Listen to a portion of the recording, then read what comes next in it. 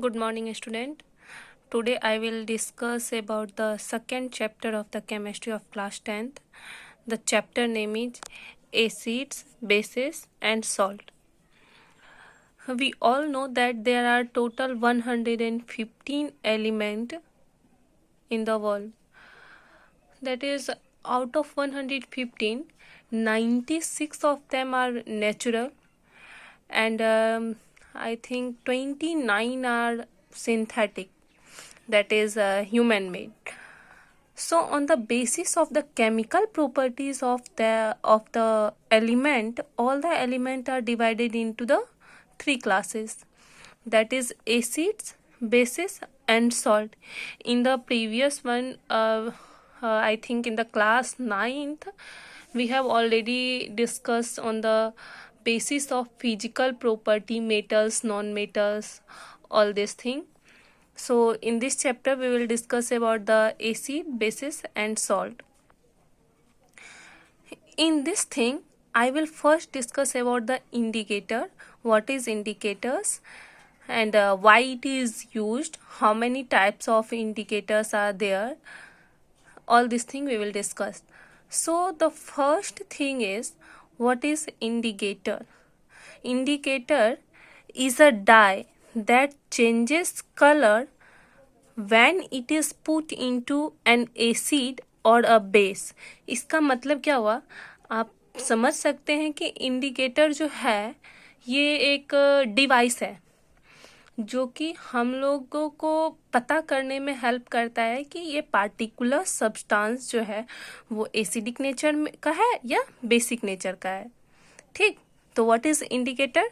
Indicator is a dye that changes colour when it is put into an acid or a base. It tells us whether the substance is acidic or base. ये हम लोग को क्या बताता है कि ये सब्सटेंस एसिडिक नेचर का है या बेसिक नेचर का है. ये हम लोग को इंडिकेटर के द्वारा से पता चलता है.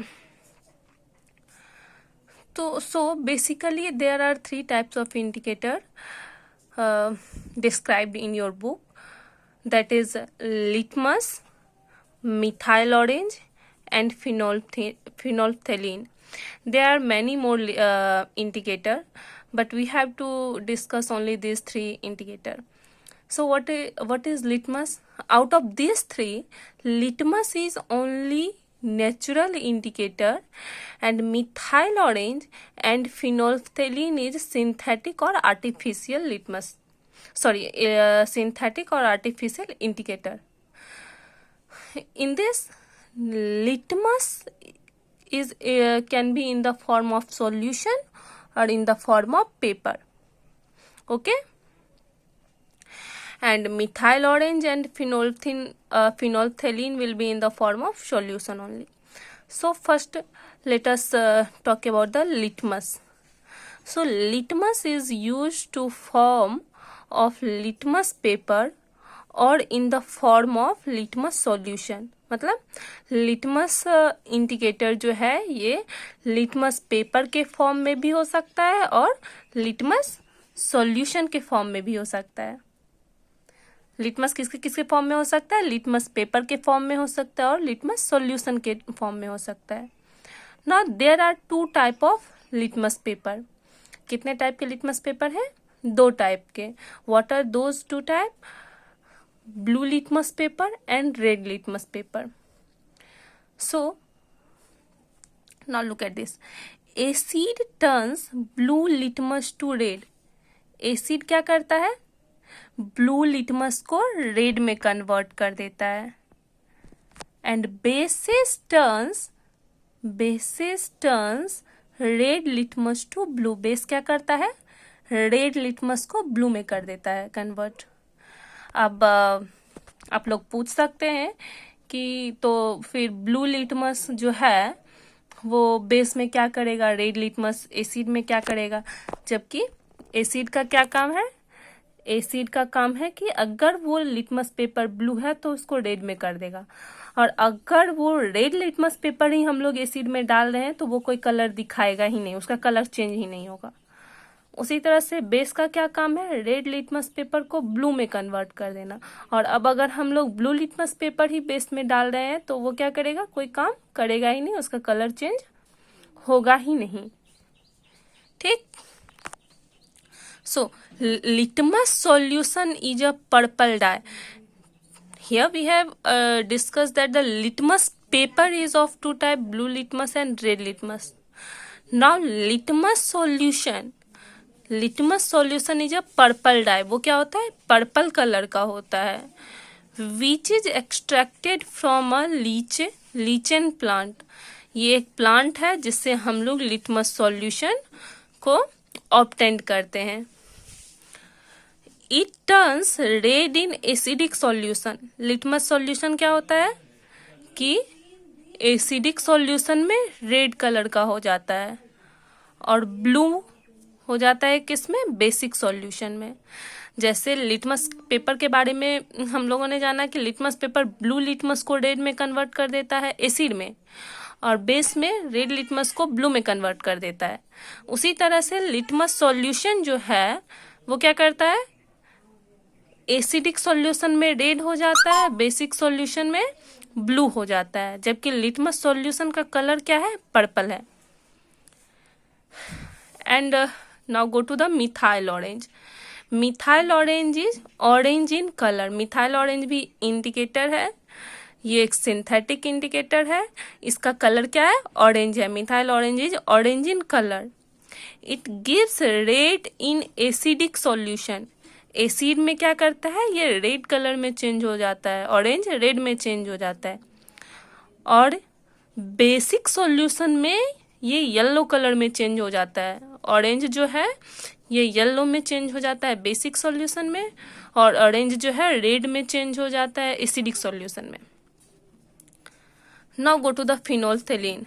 फिनोल्फथेलीन क्या करता है, फिनोल्फथेलीन का सबसे पहला वो कलरलेस है, इसका कोई कलर नहीं होता है।